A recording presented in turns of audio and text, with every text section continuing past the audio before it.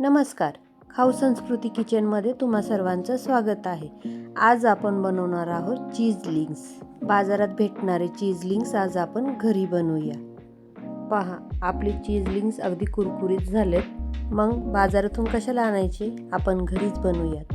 चीज लिंक्ससाठी मी अर्धा मैदा आणि अर्धा गव्हाचं पीठ वापरलेलं आहे. मी 1 वाटी मैदा भांड्यात काढून घेतला आहे. आता मी 1 वाटी गव्हाचं पीठ घालते.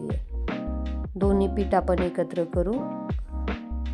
त्यानंतर मी त्यावरती चवीनुसार मीठ घालून घेतले.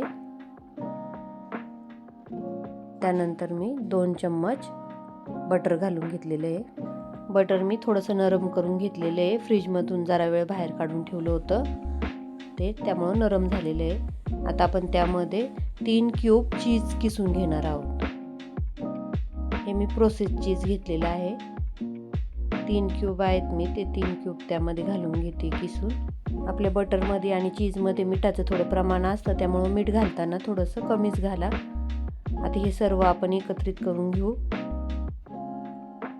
व्यवस्थित हाताने मिक्स करून घ्यायचे चीज, बटर आणि मीठ मैदा आणि आपल्या गव्हाच्या पिठामध्ये. त्यानंतर आपण दूध घालून पीठ मळणार आहोत. हे माझं रूम टेम्परेचरवर असलेलं दूध आहे. थंडही नाही आणि गरमही नाही. मी गरम करून ते बाहेरच ठेवलं होतं, फ्रीजमध्ये ठेवलं नव्हतं. व्यवस्थित ते दूध घालून मी पीठ आपण आता हे मळून घेणार आहोत. थोडं थोडं करून आपण दूध घालणार आहोत. ज्या वाटीने मी मैदा मोजून घेतला होता, मैदा आणि गव्हाचं पीठ, तेवढीच वाटी भरून दूध लागलेलं आहे आपल्याला. व्यवस्थित घट्ट असं मळून घ्यायचं आहे आपल्याला हे पीठ. पीठ मळून झाल्यानंतर आपण लगेच लाटून घेणार आहोत. गॅसवर मी तेल गरम करायला ठेवलेलं आहे आणि आता आपण हे लाटण्यासाठी घेतोय. मी एक छोटा गोळा करून घेतलेला आहे. आता आपण हे लाटून घेऊ. थोडा थोडा मैदा लावून आपण लाटणार आहे आणि पातळ लाटायचं. एकदम पातळ लाटून घ्यायचं आहे आपल्याला. पातळ लाटून त्याला बारीक बारीक कट पाडायचे.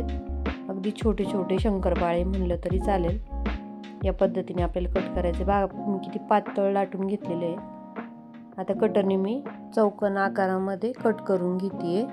तुम्ही बाजारातून चीज लिंक्स नक्कीच आणले असतील आणि तुम्ही बाजारातले चीज लिंक्स खाऊन पाहिले असतील, तर त्याची चव आणि हे घरी करून बघितल्याच्या नंतरने याची चव पहा तुम्ही. खूप छान लागतात हे. फक्त बाजारातले चीज लिंक्स पूर्ण मैदा वापरलेला असतो, त्याच्यामुळे ते थोडेसे पिवळसर दिसतात आणि आपण त्याच्यामध्ये अर्ध गव्हाचं पीठ वापरलेले, त्याच्यामुळे त्याचा थोडासा ब्राऊन कलर येतो. जास्तही नाही, थोडासा लालसर कलर येतो गव्हामुळं. पण कलरपाशी काही नाही, गव्हाचं पीठ घातल्यामुळं त्याची चव इतकी छान लागते अजूनच. हे चीज लिंक्स बनवल्याच्या नंतर खूप दिवस टिकतात आणि छानही लागतात ते.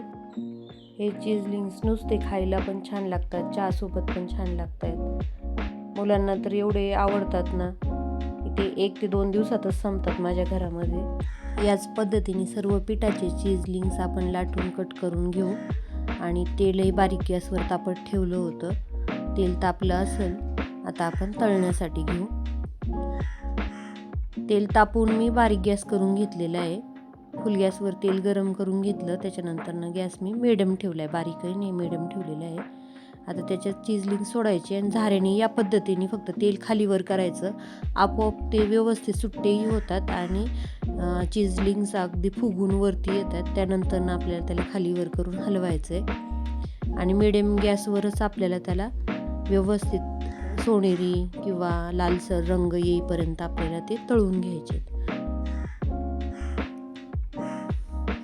या पद्धतीने एकसारखं हलवायचं, म्हणजे सगळ्या बाजूने एकसारखा रंग येतो त्याला.